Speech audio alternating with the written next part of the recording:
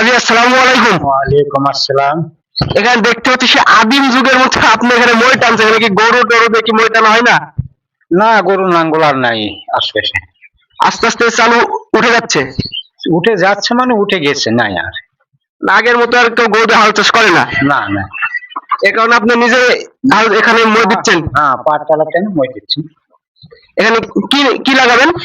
ধান। কত কত ধান লাগাবেন এখানে? 108। এটাকে ফলন হয় বেশি এখানে? ফলন হয় বলতে তো এখানে ফলন গতবার এক জায়গায় দেখে আসছিলাম, তো ফলন ভালো হয়েছিল, ওই জন্যই নিয়ে আসা হয়েছে।